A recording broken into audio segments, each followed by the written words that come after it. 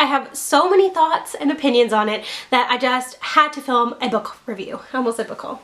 Hello everyone, my name is Lindsay and welcome back to my channel. Today I'm going to be filming a book review of a book that I just finished earlier this month and I absolutely loved it. I have so many thoughts and feelings and opinions about it that I just wanted to share them with you in a book review format. So that is what we're going to be doing today. The book I'm going to be talking about today is GRACELING by Kristin Cashore. This is an older YA fantasy book. It was originally published in 2009 and it is the first in a companion trilogy, all set in this world where certain people are born with graces or magical abilities. And everybody's grace is different. Some people are born with the ability to cook really well, some can sing really well, some are excellent fighters.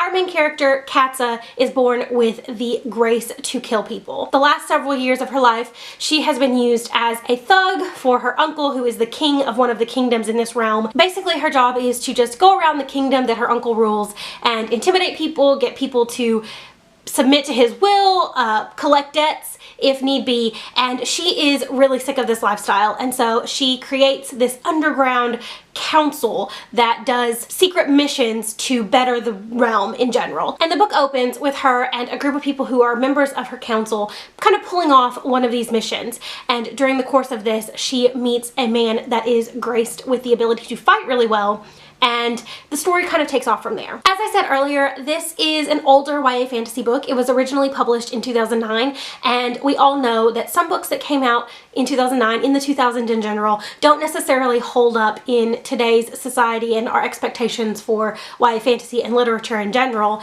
And I was really hesitant to read this going into it. I wasn't sure exactly how I was going to feel about it, but I'm pleased to say that this book absolutely holds up today and is actually one of the best YA fantasy novels I've ever read. This came out in a time when YA fantasy books were all very similar. It was the same set of tropes being used over and over, and I was a little bit nervous that that was going to be the case with this book as well, but it managed to surprise me at pretty much every turn. This book is something wholly its own, and it does employ some of those standard YA fantasy tropes, but almost subverts them, turns them on their head, and makes it something completely different. Kristin Cashore's writing style in this book is so beautiful and lush. She really paints a picture of what this world, this setting is, and it completely captivates you. It took me a little bit of time to get through this book. I think I read it over the course of like 11 days, but every time that I put this book down, I wanted to pick it back up immediately. I was constantly thinking about it. I wanted to know how it was going to all turn out.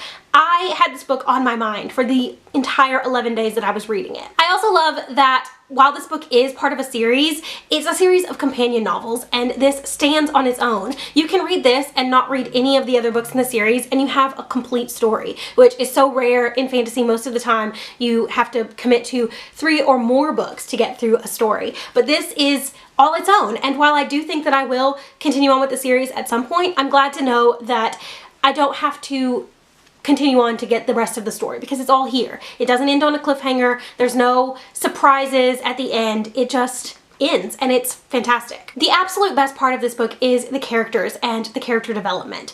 The main character, Katza, is so strong-willed, she's so badass, independent, she knows what she wants, she's not afraid to go after it, but she's not without flaws and insecurities. She's fully realized, she's well fleshed out, she's well-rounded, and I loved reading from her perspective. Throughout reading this book, I really felt like I knew who Katza was as a person, and I felt like by the end of it, Katza herself knew who she was as a person. And that kind of character realization, that kind of character growth is my absolute favorite thing. Coming into your own, figuring out who you are and your place in this world is my favorite type of story to read, and this had it in abundance. I just feel like as far as YA heroines go, Katza tops the list. She knows what she wants, she goes after it, she's so fully realized as a character, and you either want to be her or you want to be her friend. Like, that is the kind of character that I love, and it's the kind of character that I think we need more of in YA fantasy. And I loved her relationship with Prince Po.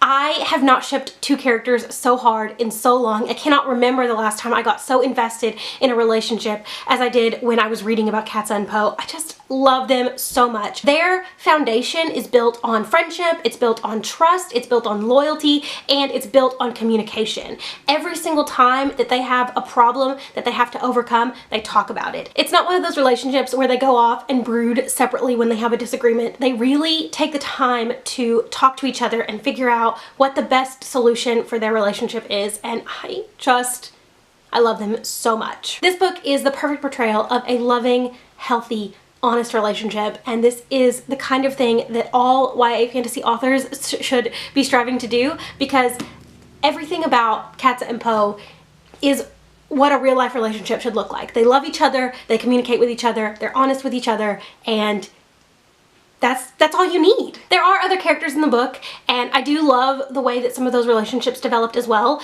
but this book is kind of a road trip fantasy novel, so we do spend a lot of time with Katza and Poe on the road, going to do things, going to seek out information, and so for that reason, I mean, it takes another box for me, a road trip box, because it's not often that we get a road trip fantasy novel, but that is what this book is. I also really love the magic system in this book. One of my bookish buzzwords is kids with supernatural abilities or superpowers, and that's basically what these Graces are. They give these characters the ability to do things, and I love how unique and different every one of them is. Some of them are really cool, like enhanced fighting abilities or being able to read minds, and then some of them are a little bit more useful, like being able to sense when somebody's near you or being really good with numbers. But no matter what the Grace is, it's very unique, very different. It's not just the cookie cutter like super strength or the ability to fly or being able to see through walls. I mean, these Graces, she really thought out what she wanted this magic system to be, and it was really well done. Everything about this book, I feel like she put a lot of time and effort and thought into, and that is why I appreciate it so much. As you can probably tell, I didn't have any real overwhelming negative thoughts about this book. Pretty much I liked everything about it, but I did want to mention one thing that I think could come across as problematic, harmful representation. Towards the end of this book, we come across a character that has lost their ability to see, but to make up for this loss of vision, they have a Grace that allows them to sense their surroundings and kind of enhance their other senses, and it's supposed to make up for the loss of vision. I think the way it was done was just like teetering on the edge of being harmful. I can see how some people wouldn't see it as harmful, but I can see how some people would. I'm obviously not qualified to speak on the representation because I am not vision impaired, but I could see how someone could find that harmful and be offended by it. So I just wanted to give that heads up that there is that representation in there, and that if that's something that you might not want to read, then you might not want to read this book because, like I said, it's right on the edge of possibly being harmful. So I just wanted to make that clear. Overall, I'm so glad that I finally read this book. I can't believe it sat on my shelf unread for so long because I ended up truly loving it, and I can see myself returning to this book over and over in the future and just revisiting this story, revisiting these characters, because I just had a blast reading it from start to finish. I was in this book and I loved it. I do think that at some point I will continue on with the series and read the companion novels, though I'll be a little bit sad to not be reading from Katza's point of view because, like you've probably realized, she is just one of my all-time favorite female characters now. But I'm interested to see how this series continues on and kind of what happens to this world post the events of this book. If you love YA fantasy and you haven't picked up Graceling yet, I would highly recommend you do so. This book completely blew me away, took me by complete surprise, and I can't see it not doing the same for you. So that is it. Those are all my thoughts on Graceling by Kristen Gashore. Obviously one of my new favorite YA fantasy books ever, and I highly recommend it to everyone. Let me know down in the comments if you've read Graceling and you have similar or different opinions to mine. I am really curious to hear what other people think of this book. Obviously, if you're going to talk about spoilers in the comments, be wary, give a good enough warning that you don't spoil anybody that might want to read this, or if you want to just DM me on Twitter, you can certainly do that as well. I'd love to start a conversation about this book because I really, really loved it. Thank you so much for watching. I hope you enjoyed this video, and I will see you again very soon. Bye.